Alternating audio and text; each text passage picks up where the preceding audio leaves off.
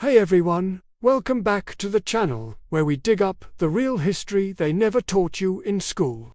Today, we're re-diving into a mind-blowing what-if scenario that almost changed the world as we know it. Did you know the United States once seriously, officially, offered Canada a spot as one of its own?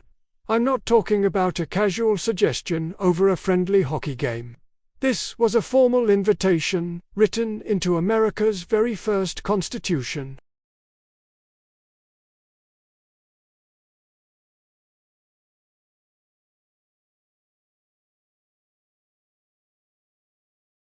Let's rewind the clock to the late 1700s. The American Revolution is in full swing. The 13 colonies are fighting tooth and nail for independence from Great Britain, fueled by ideals of liberty and self-governance.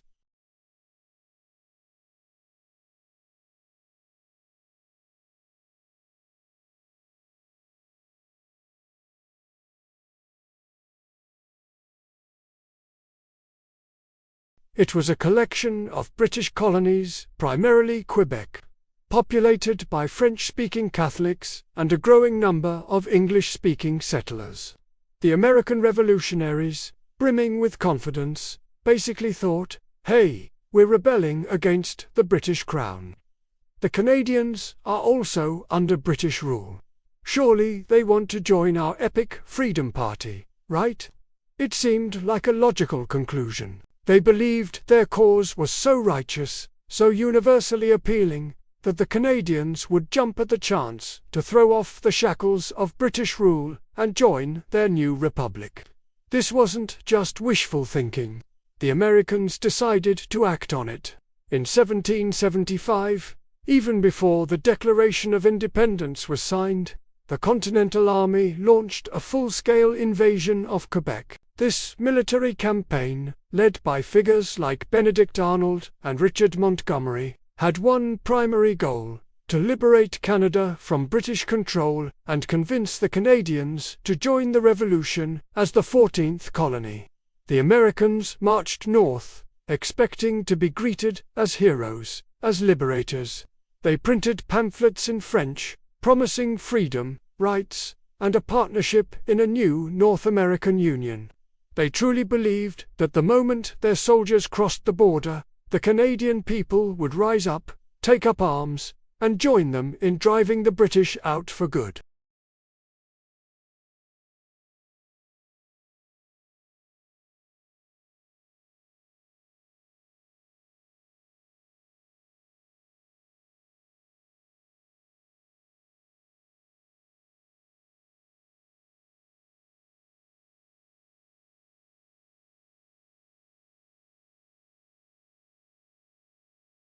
Most Canadians, particularly the French-speaking population in Quebec, were deeply skeptical of the American revolutionaries. For starters, they had been guaranteed their religious freedom and the right to maintain their traditional French civil laws by the British through the Quebec Act of 1774. To them, the British were a known quantity who had given them protections.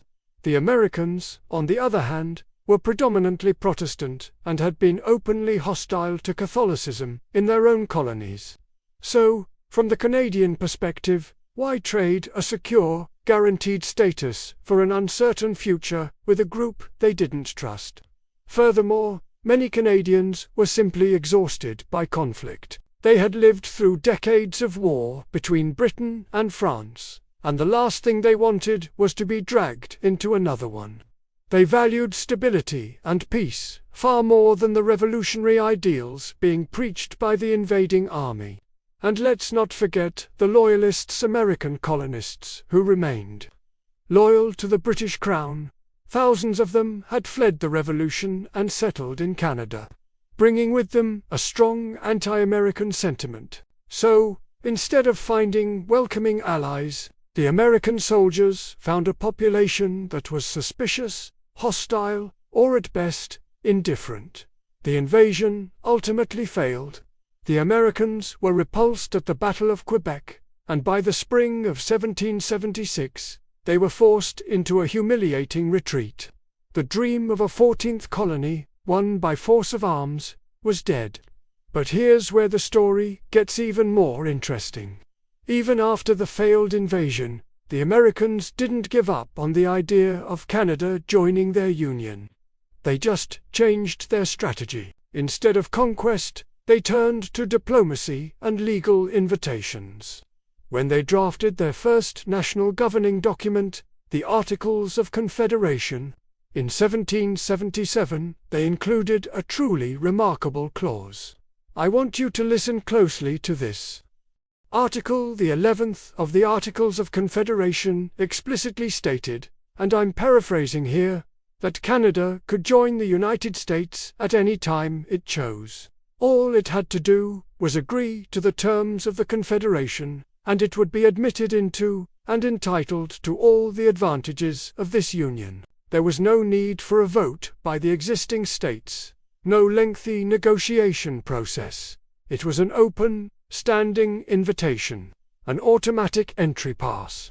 Any other colony wanting to join would need the approval of 9 states, but for Canada, the door was wide open.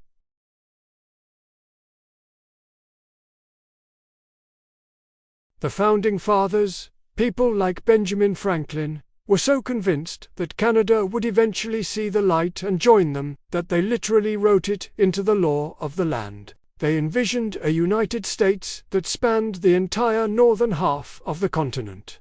They saw it as destiny. For years, this offer just sat there, waiting. A silent promise of a different future. But Canada never took them up on it.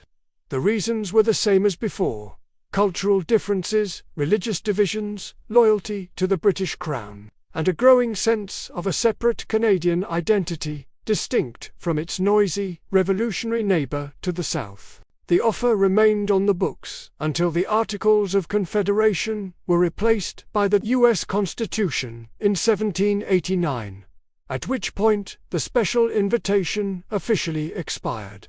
Think about the staggering implications of this. What if Canada had said yes? What if Quebec, Ontario, and the Maritimes had decided to become American states in the 1780s? The entire map of North America would be completely different. There would be no US-Canada border, the longest peaceful border in the world. The cultural and political landscape would be unrecognizable. The history of westward expansion, the development of distinct national identities, the global alliances of the 20th century, all of it would have unfolded in a radically different way. Would the United States have a parliamentary system mixed with its presidential one? Would French be an official language of the US government? It's a historical rabbit hole that is fascinating to go down. The decision by Canada to remain separate, to forge its own path, is one of the most consequential, yet least discussed, moments in North American history. This episode really highlights how history isn't a straight line. It's a series of choices, accidents, and near misses. The US-Canada relationship today is defined by friendship, trade, and a shared culture, but it's built on a foundation of a fundamental, historical divergence. The United States was born from a violent revolution, while Canada's path to nationhood was a gradual, evolutionary process. One chose rebellion, the other chose loyalty and negotiation. That single, open invitation in the Articles of Confederation is a powerful symbol of that fork in the road.